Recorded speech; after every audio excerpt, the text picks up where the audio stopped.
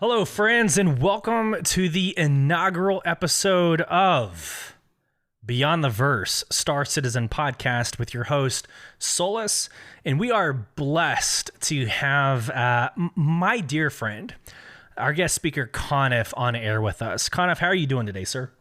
Well, I am well. However, I don't know if I'm a blessing or a curse, considering you are diving into this verse, if you will, that is decades in the making, but certainly plenty of adventure yet to come, I should say. So absolutely. A blessing, a curse. I suppose you and me and all of us that have taken our first steps into soul, or whatever they call the verse. I don't remember. we'll find out, right? So. We'll get there. Well, it is your fault. It's your fault that I am in this game. And let me just, joking aside, thank you for this. The Star Citizen experience for me personally has been one of the best gaming experiences I've had up to this point. And we'll get into that here in the next couple of minutes for this show in this inaugural episode. But thank you for this. Now, you have no responsibility on the money that I've spent in this game. So I want to go ahead and relieve you of that burden. Thank you. That is something you don't need to worry about. I appreciate it. But man, you showed me the ropes, and I don't know, the bank account might say curse, but the gaming experience might say blessing. So I appreciate it, Coniff. I would say that any person that has, and it's not even buying into the marketing material, correct? Like it's good. And the people who have, maybe partnered with Cloud Imperium Games on YouTube or wherever, they're providing a context of their experience that is exciting to watch. And that's how all media is. But as someone who you just go and see what they have, you go to that, what's it called with the star chart, the universe thing they have where you can go and click on all the stars and see the history and the lore of all the worlds. We can't really fault anyone for looking at this product or this game, probably better said experience, and having our kid-like imaginations run wild. So yeah, that's right. That's right. And ultimately, I think that's where it all starts, both for you and myself. So yeah, I think this is it's filled a void of a game experience that we just haven't seen before. And I don't want this podcast to be fanboy. I don't want it to be optimism and positivity all the time. There is some realism to where we're at with an alpha state 10 years later. Like there's a realism there, but it's filling a void that we all wished existed in gaming. And if we're just patient enough, this game is delivering. It's bringing that to the market. So we'll get into that here in the next couple of minutes. But without further ado, let's go ahead and get this started. So for those of you watching on YouTube, thanks for joining. You feel free to join us on Thursday nights, 8 p.m. Central on the YouTube channel. That's /@ Star Citizen BTV, Bravo Tango Victor. But let's get started. You are listening to Beyond the Verse, a Star Citizen podcast. A show dedicated to Cloud Imperium Games, Star Citizen, and Squadron 42. Whether you fight, explore, unite, and or trade, we bring you news, updates, interviews, reviews, and analysis. So sit back, relax, grab yourself a pour of Radegast, and join us as we go Beyond the Verse. Launch sequence activated.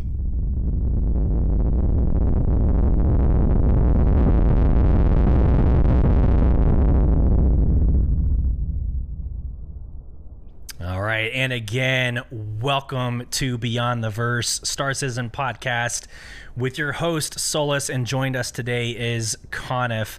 The podcast is going to have everything we had before the introduction up to this point, but this is what we can expect from this podcast moving forward.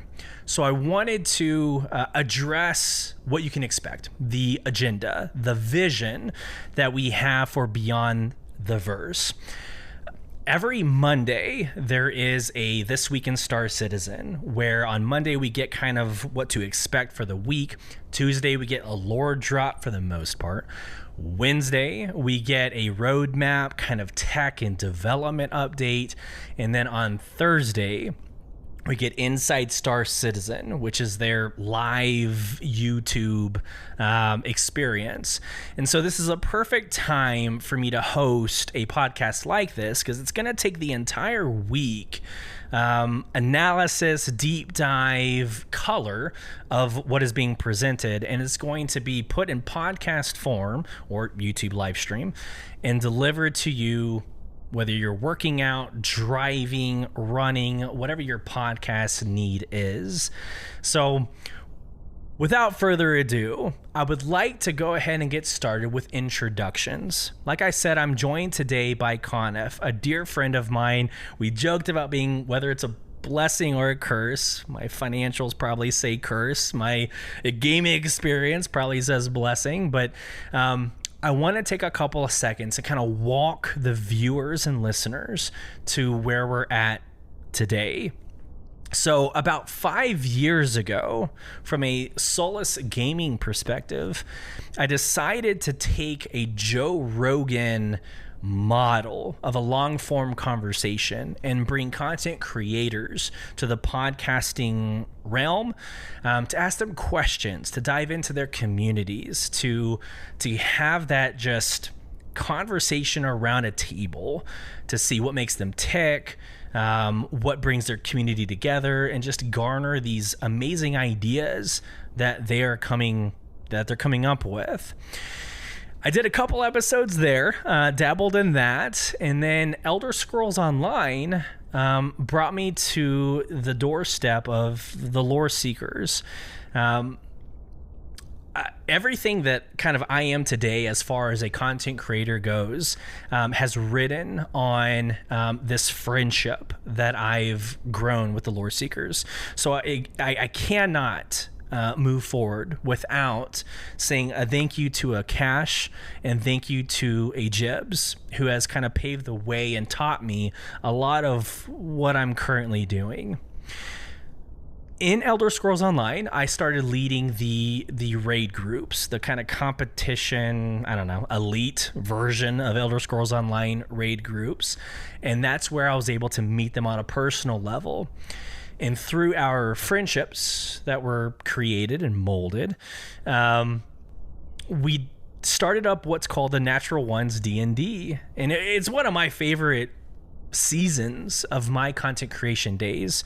We took Dungeons and Dragons. We took the Lost Mines of Fendelver, which is at the time was their startup.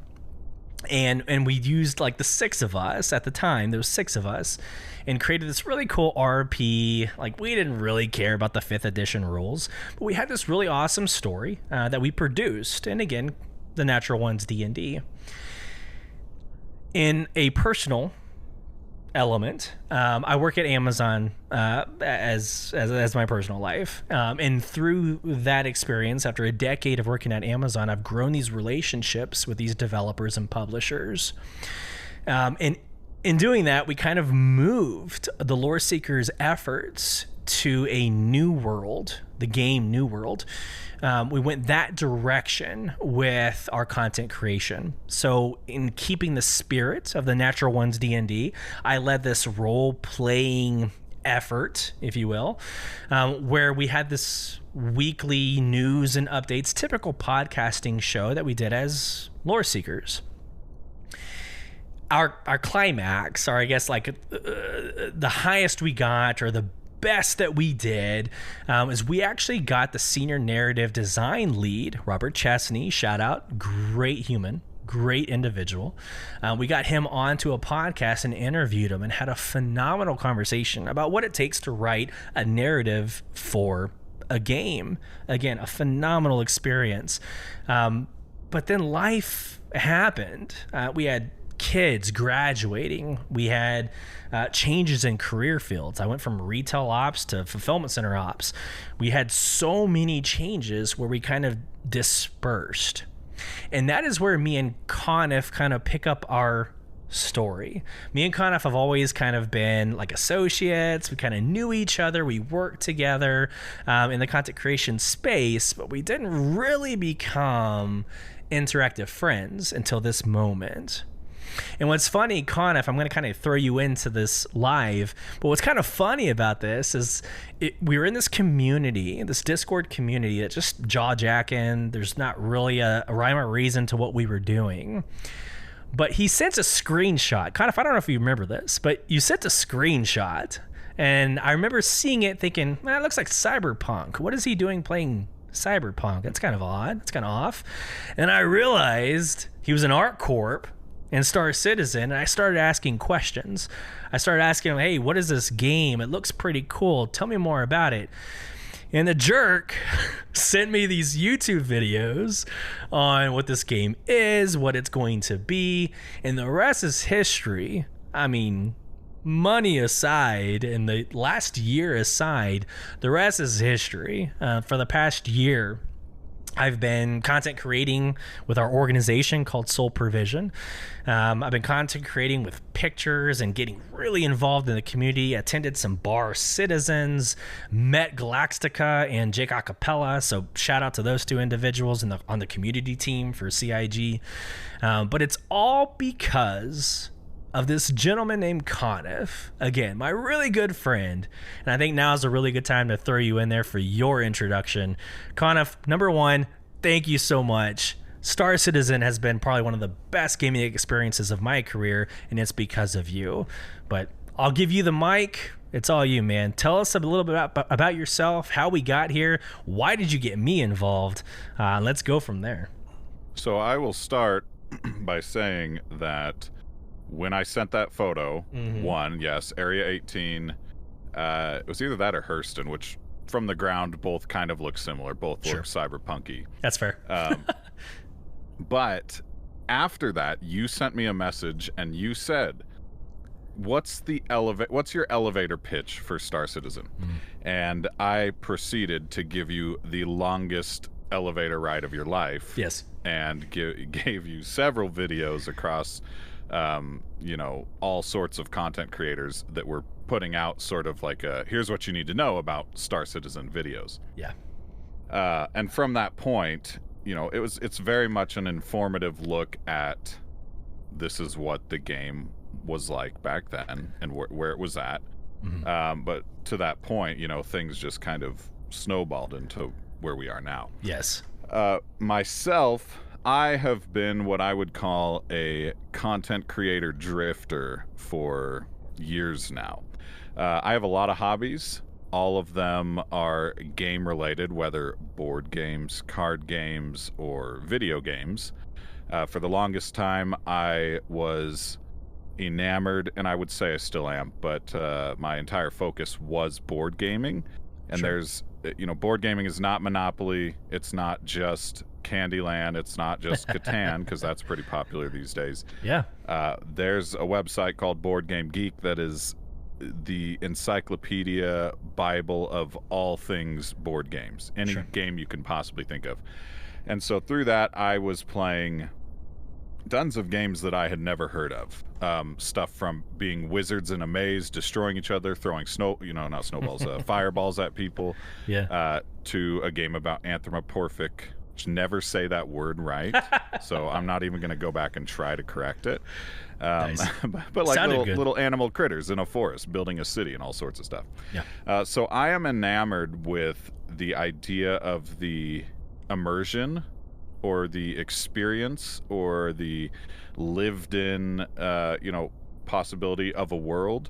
Yeah. And so with board games, obviously that doesn't come across as well in most cases. Yeah. Some might argue, if you consider D&D to be board game adjacent, that can be one of the most immersive experiences, and I agree. Oh, absolutely.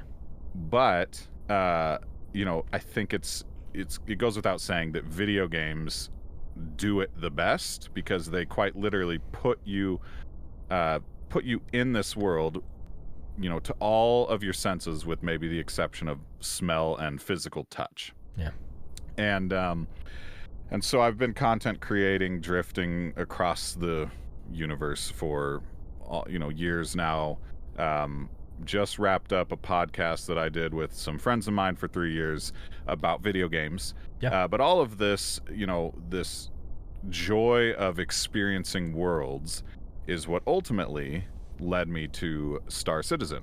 Yeah. Now, we have another friend that is more ancient than I am that we have to give credit to. Acknowledge. And and that is Shoe Swapper, yes. who was also there in the ESO Lore Seeker days. But more importantly, he's always been one for me that is telling me about all these games, these experiences that he's had, these worlds, whether MMOs, whether single-player experiences,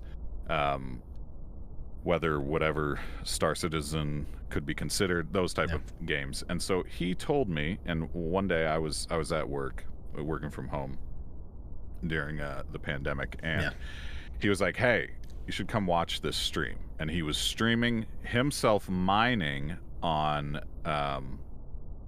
Microtech, right? Okay. Just out in the frozen tundra. And everybody who's listening to this that has played the game knows that it is when you get in your ship, you fly, and that's a whole experience in of itself, and we can dive into as much of it as we need to. That's right. But when you land on the planet, you get out of your ship for the first time on the planet of Microtech, on the the wintry side of it, I should say.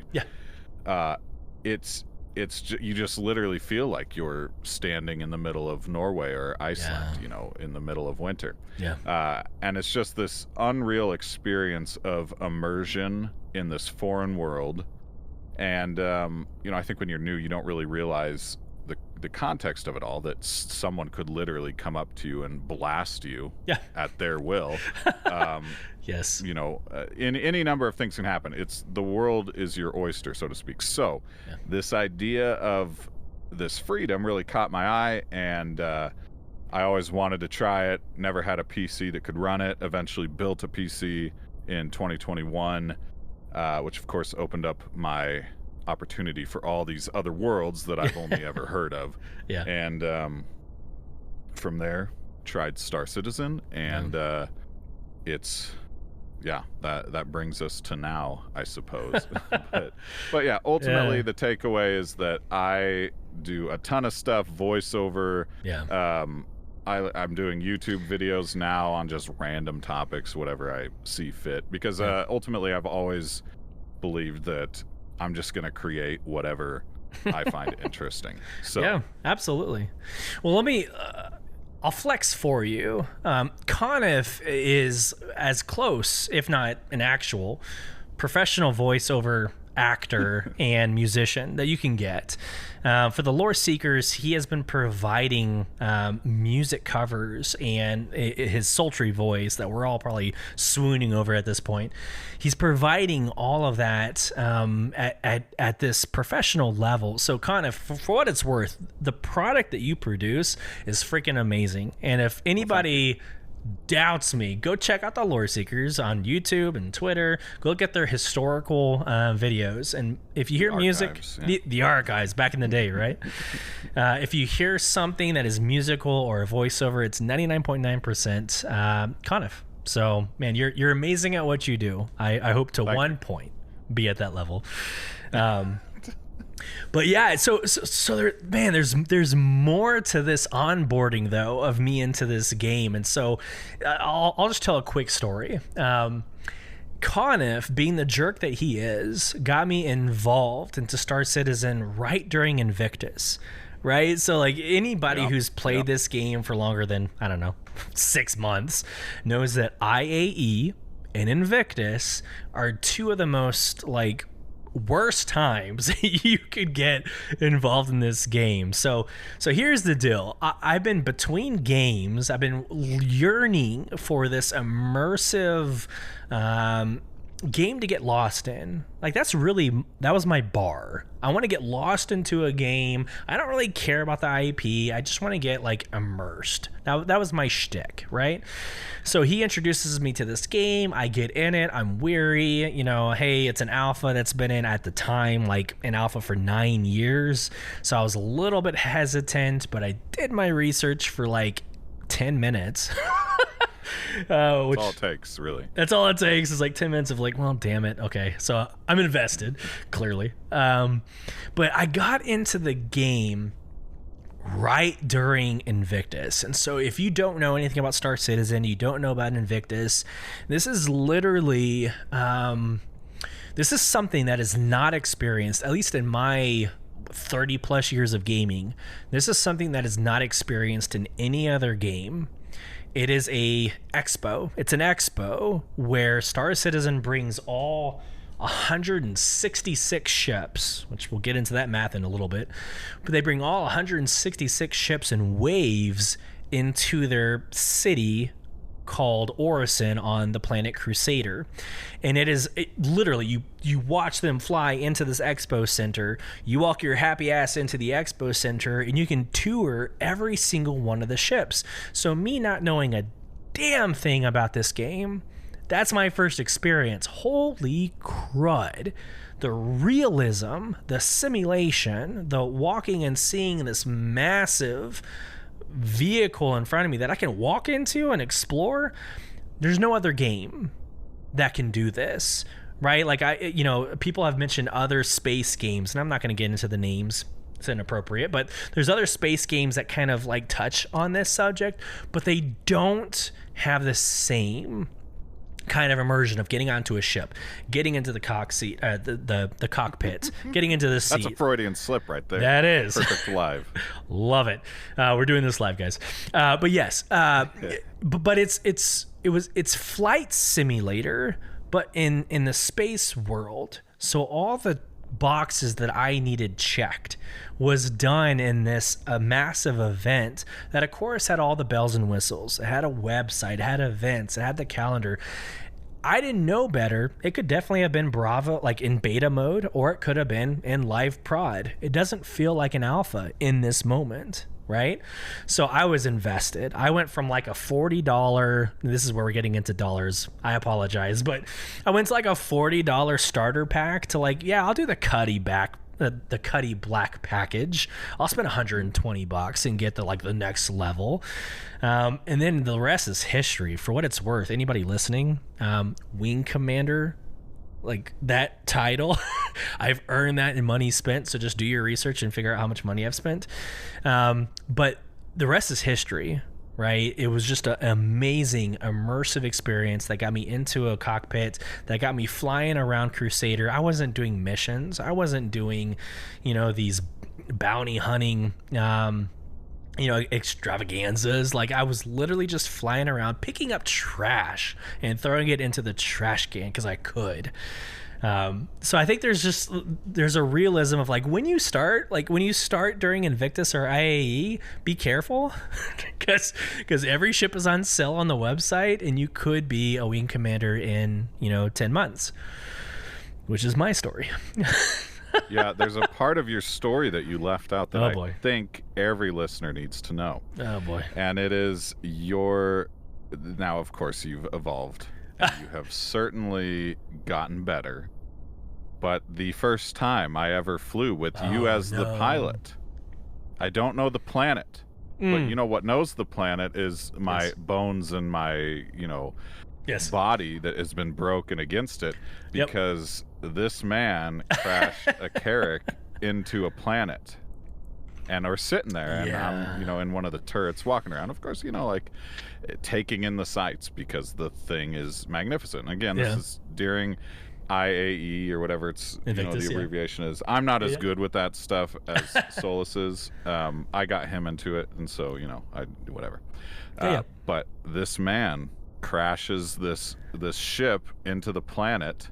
Of course, it's like stopping a train in the middle of, zero gravity and all of a sudden gravity. But it was a very, I know you beat yourself up about it, but it was an amazing experience that, in and of itself. And that's just, again, one of the many stories that this game can bring about, I think. But,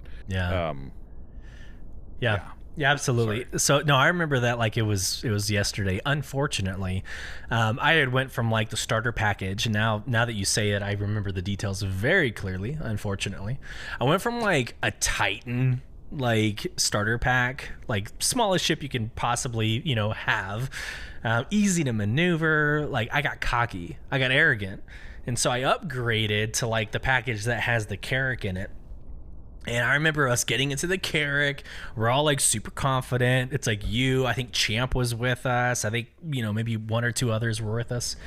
And yeah, I didn't even take into account the fact that this is like, I don't know, 1,000,000 times bigger than the Titan.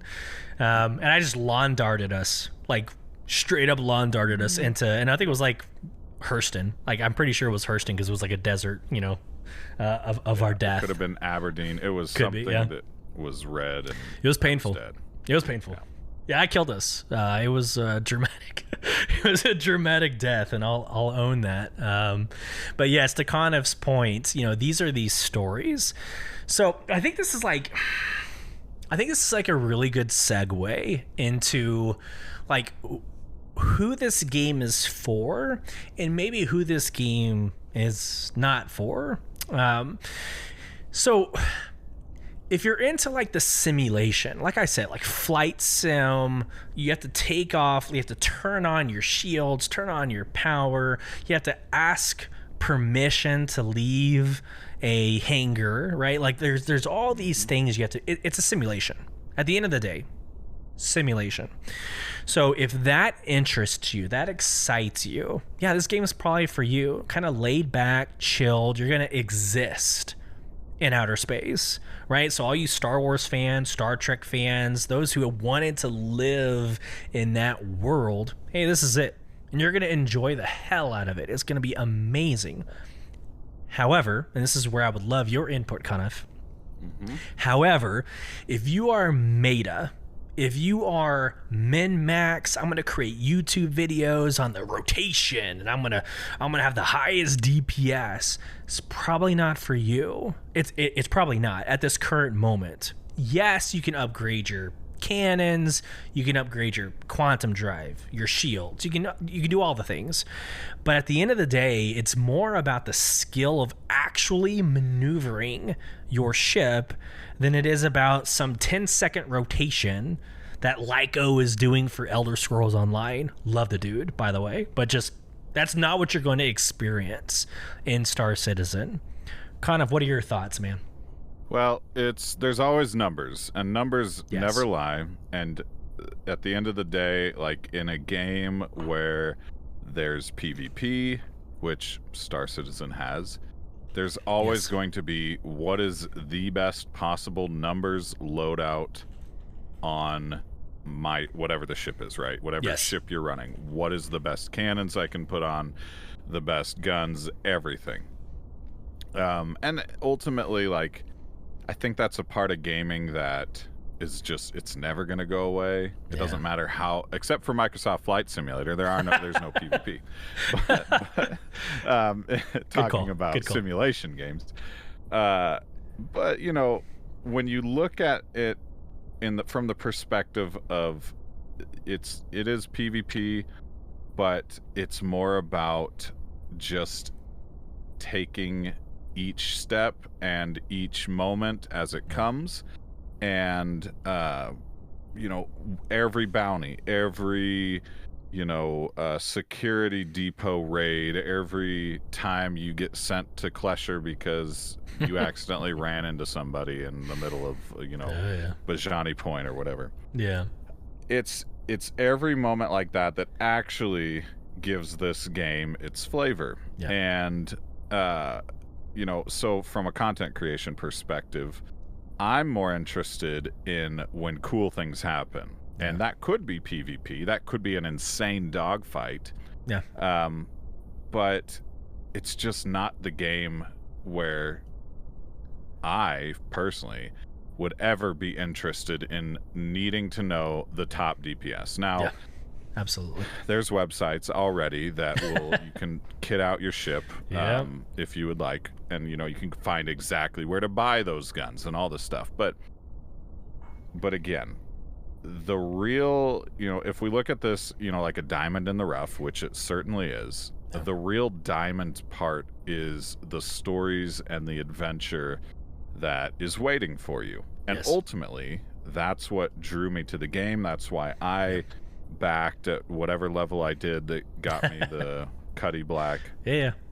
And that's why that, you know, it's a game that you can get those experiences in its current state. Right. Now, just to touch on that briefly, what I always tell people is that the game is playable. A lot of people hear Star Citizen and they're like, isn't that game that kick-started in 1872 and it's still in alpha? Yes. Not that far back, but it is a game that you can play now. Yes. And so for $40, you get access to it's like the MSI something. It's like the little thing that you might be able to get some cargo on. Yeah. But it'll get you around the verse, which is what's important. Like Aurora. I think it's the Aurora something. Yeah. And so you back, and what I tell people is you back at that level. If you're interested in the game, just know, like, you are playing an alpha game. Mm-hmm. And there are moments where you're playing and you forget entirely that it's in alpha and it's unreleased, and then moments later you're brought right back to reality. So, with a bug or a 30K or whatever.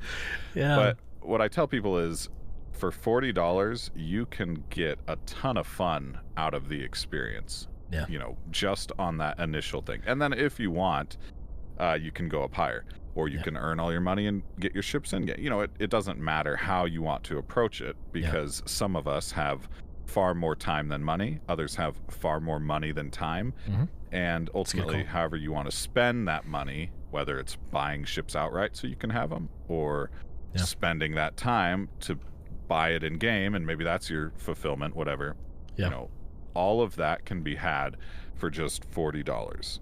And these experiences that we've talked about, others I'm sure we're going to, those are all because of that initial investment. And, you know, you can get all of that for that initial investment. Yeah, absolutely. Spending that $40 is some of the best money you could spend in gaming. So I think this is a really good transition to a couple of things, right? So you hit on, like, I don't know, expansion 318. Like, we're going to get into that at some point in this podcast. But there is some reality of, yes, this game is an alpha, but what I want to do is challenge the listener and the viewer to kind of see it from a different perspective. So before we get there, I'm going to kind of walk us to get there. So number one, Coniff mentioned, like, this experience, this for $40, you get to experience this amazing world. I'm telling you right now, through 30 plus years of gaming, The Last of Us, from single player, Elder Scrolls Online raids, World of Warcraft raids, Guild Wars 2, like, of all the gaming experiences, my favorite has been the one night that was Coniff, myself, Champ, like Aaron was there, Shoe Swapper was there, but we were flying my Carrack. You probably remember this. We were flying the Carrack and doing bounties. We were murdering everybody. Like, we were blowing everybody up.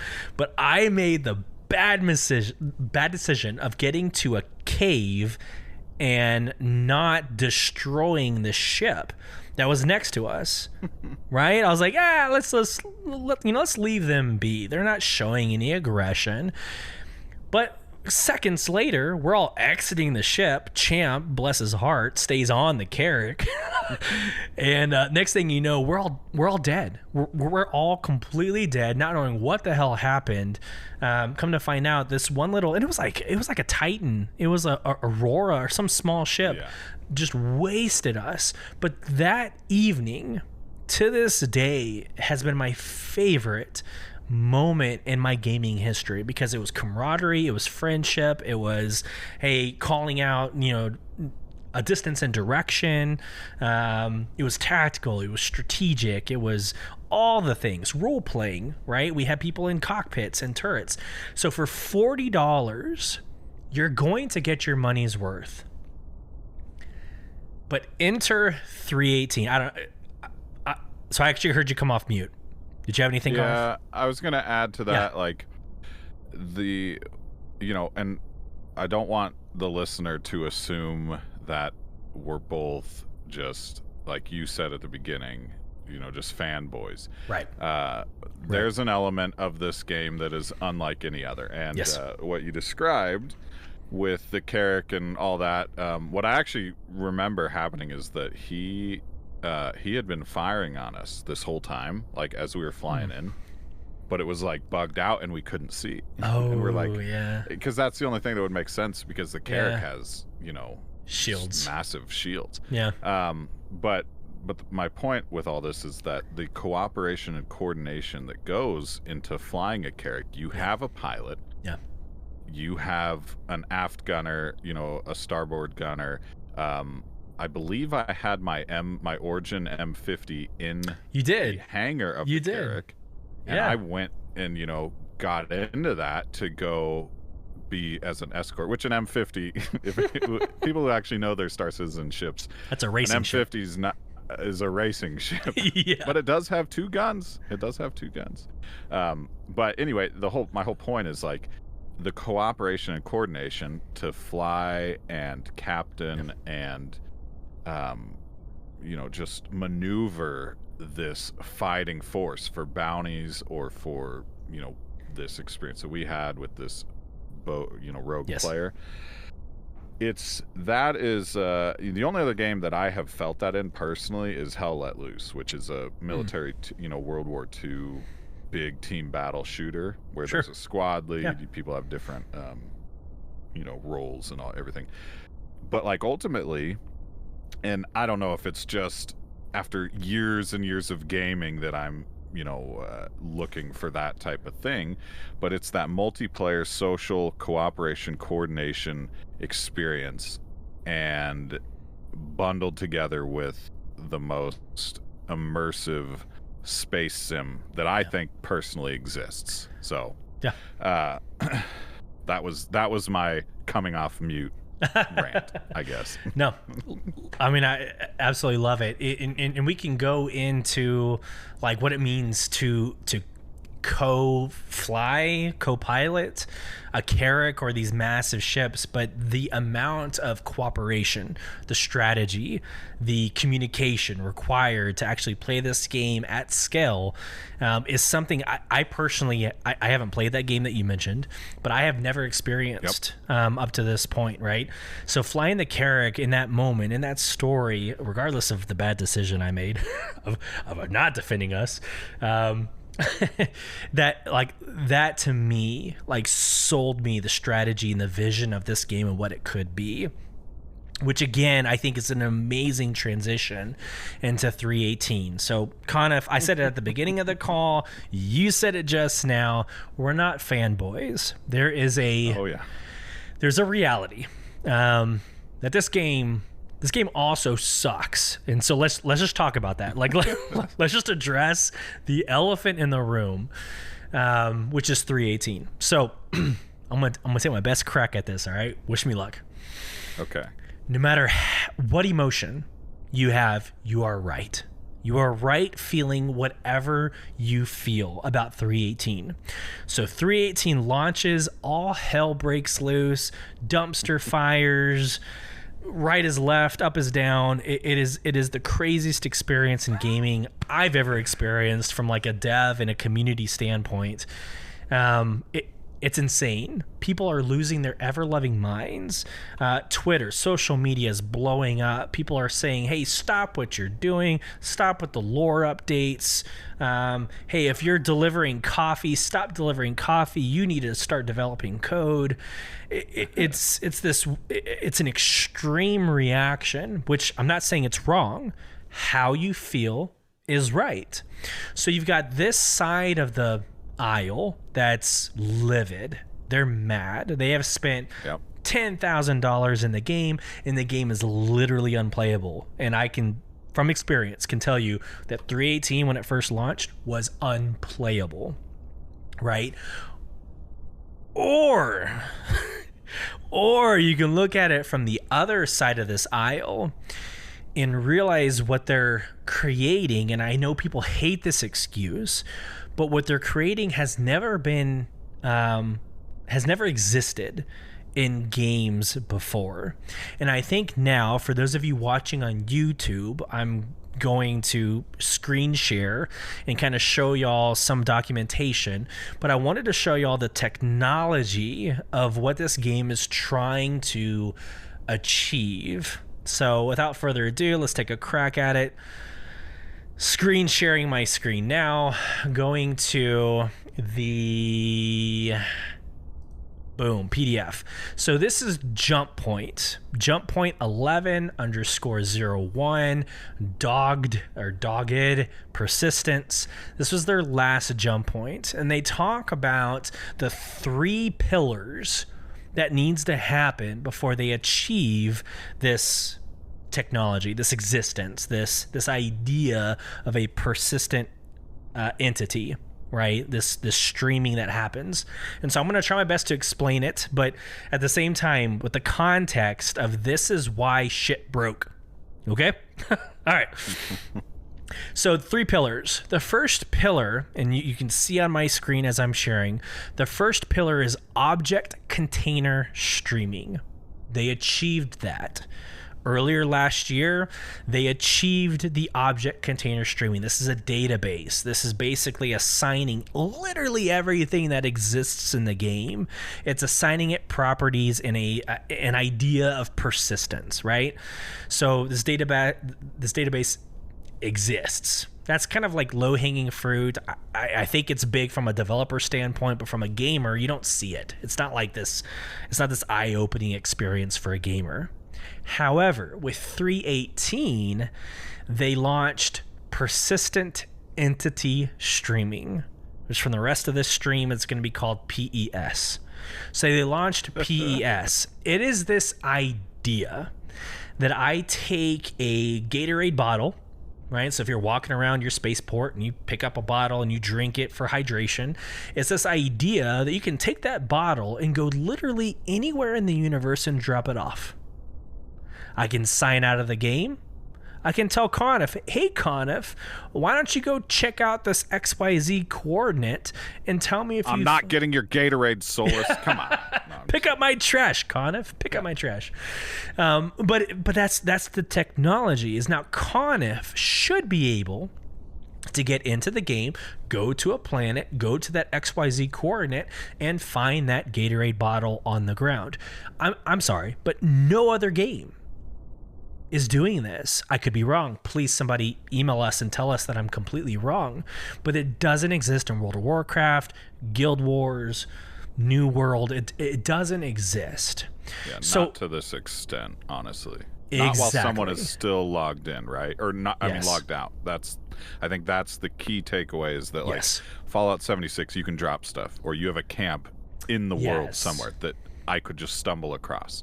But the second you log out, it's gone. Yep. That is the innovation, I think, with this whole thing. I agree 100%. 100%. So what's happened, and I read this, if you're listening and you're the one that made this comment in the lore drop on Tuesday, I want to give you credits. I just don't remember your name. I apologize. But somebody mentioned this idea of Jenga, right? You're building this tower and you're removing these pieces of Jenga. But what's happened is that the base of the tower that you're building, you've completely replaced, not with new Jenga pieces, but new shapes and designs and color and texture. Your shit's gonna break. Like, the foundation of your tower is gone.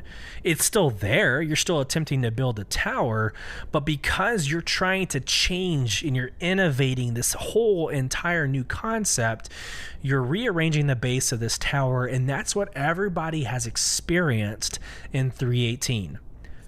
Everything got lit on fire. Everything. And I'm right there with you. I was mad. I was buying things like Fortuna paints. I got the stupid, like, I say stupid, I actually love it. It's one of my favorite ships. But I got the Phoenix Emerald, but I can't fly it because I can't call it, right? Like the game is totally broken up to this point, up to this day. But it's because I just want to remind everybody, I'm not a fanboy. I want to say it again. I'm not a fanboy, but I want to remind everybody that this game This game has like a minimum viable product. And their minimum viable product is these 3 pillars launching. Are they able to create this world that has persistent entity streaming, which leads into server meshing, which we'll get into in a couple seconds. But until that's accomplished, the game's not going to go live. So yes, the house is on fire. People are mad. People are on Twitter cursing out the lore team because they're writing articles about narrative rather than writing code.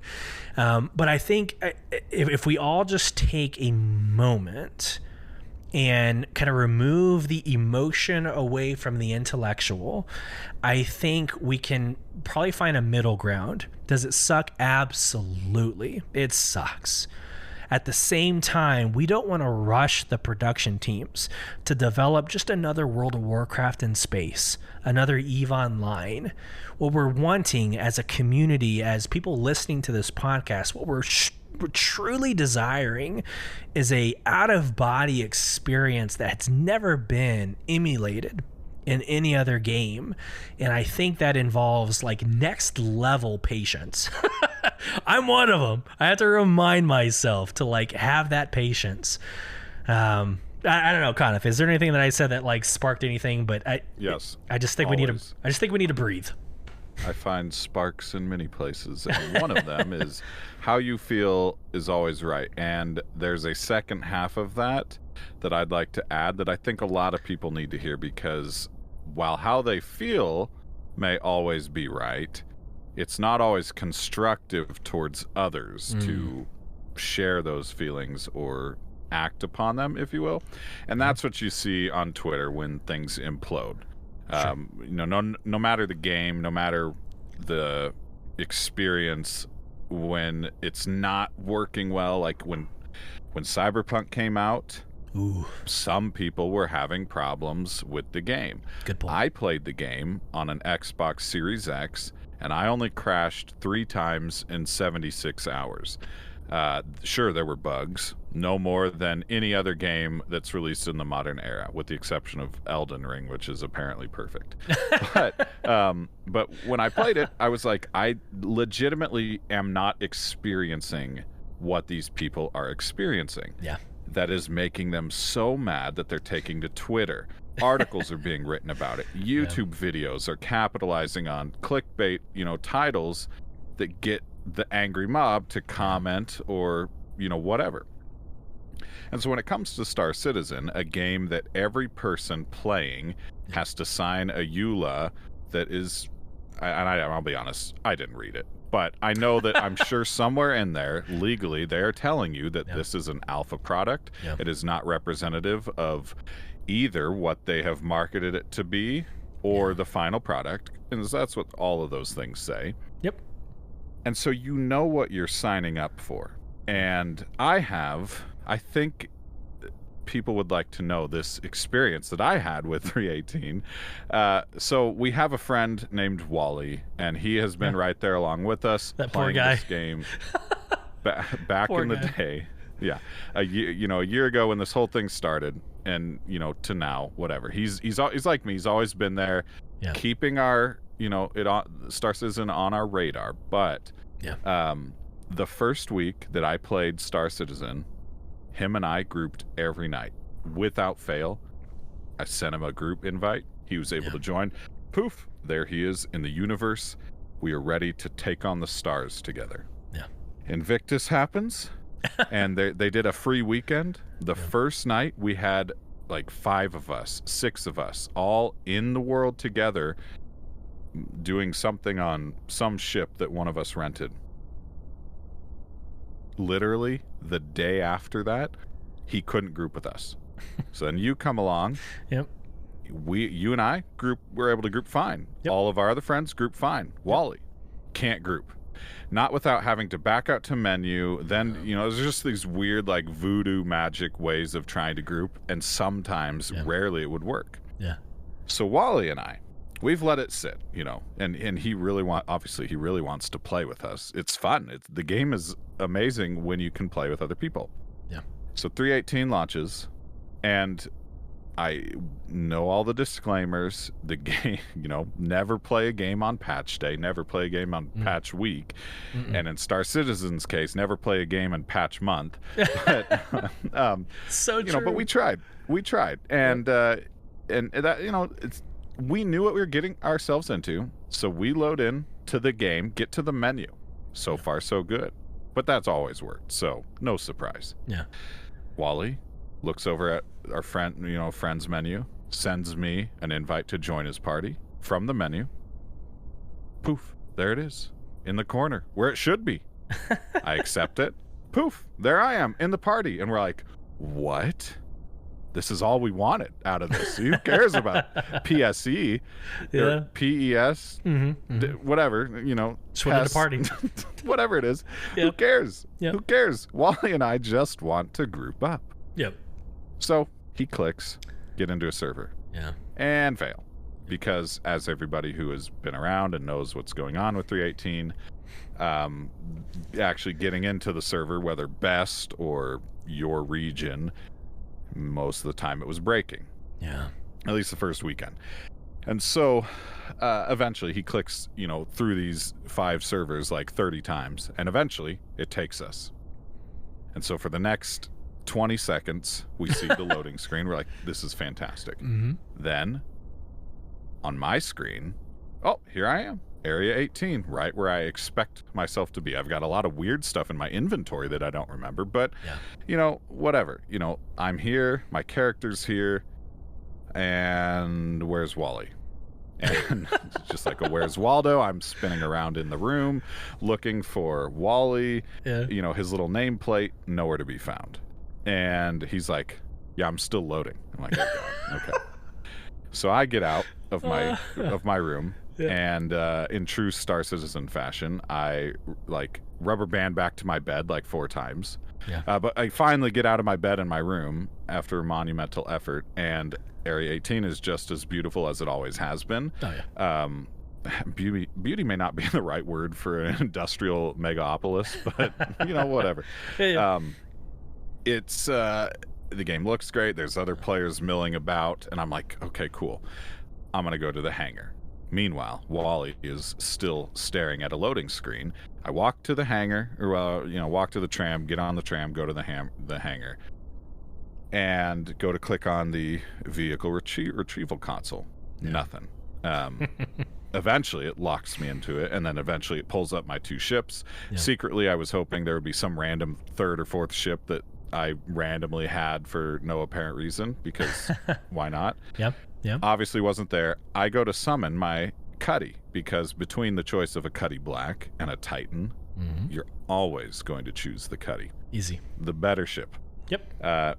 It may look like crap compared to the Titan, but that thing is my baby.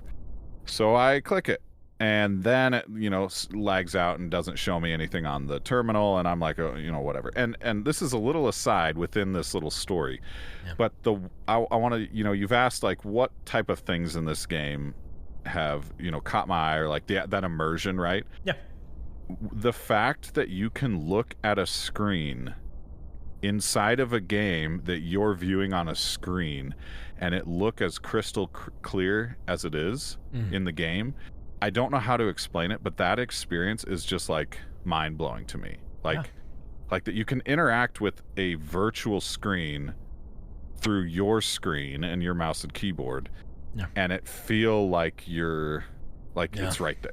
I don't know how to, again, I don't know how to explain it, but that experience was one of the initial like, wow, like this is interactive or whatever. This looks great. Yeah. So anyway, the ship, I click it. The screen doesn't load anything, and I'm like, well, whatever. I look around. I don't see, the marker for where my Cuddy is. And eventually it pops up as I'm meandering through the terminal. I'm like, okay, great. Hangar 3. Classic. Go to Hangar 3. There she is in all of her glory. Meanwhile, Wally still at a loading screen. Although he may have disconnected the game at that point. Son of a... I will go ahead and get to. There's a little part I want to say, but Wally never did make it into the game with me that night. So Was he getting like 19 Ks or like was he getting an error message or? I don't even know. He was just stuck in an infinite loading screen. Yeah. So while we were able to group, we weren't actually able to play. So it's still on trial with him. Sure. To get eventually we want to be able to play together. Yeah. So I go to the hangar 3. Cuddy's there, beautiful. I open the back, drop down door. Sure. Walk into the ship. It smells like it used to, except it doesn't because video games. But again, and this is something not to fanboy, but there is a special immersion and a special feeling that you can physically, in game, walk into every flyable ship. Yeah. And it's to scale. Yep. And anybody who's ever been in an Origin 890 jump, whether through the mission or through piloting it or whatever, knows that is it's hard to explain if you've never experienced it, because never in any game that I've ever played has a vehicle had, essentially like an open world as a part of it, right? Yeah. And so I get into the ship, walking around, that same feeling is there where you're like, this is a space sim. Like, there's other games, as you said, I won't mention them, that do space sim, but their ships aren't, traversable. Yeah. And I go, the moment now I have no idea how to fly the ship anymore. I've completely forgotten. I wouldn't, but that didn't matter because I went to get in my cockpit and next thing I know, I was dead.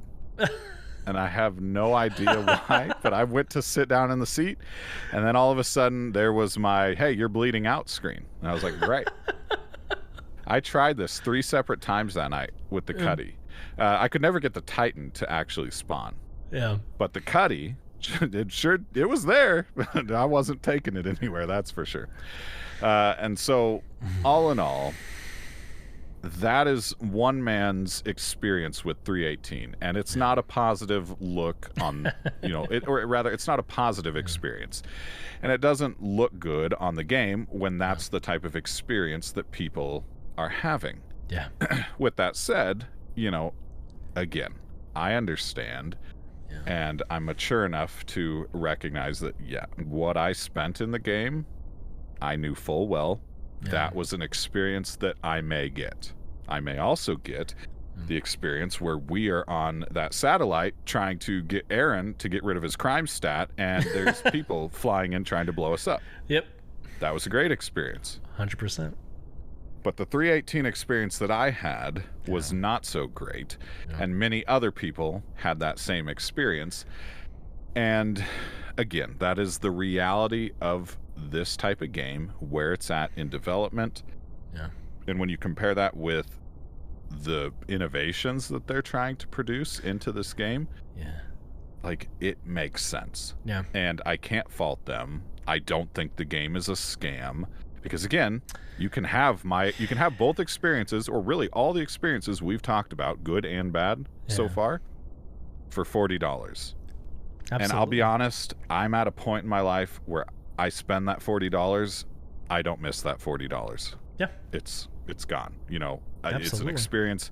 You spend $40 to go see a movie that sucks for 2 hours, for 2 people these days. So true. People, whatever. So true. So that's my longer rant about my 318 experience, but ultimately, love it. I think the takeaway is that, it's a work in progress. Mm-hmm.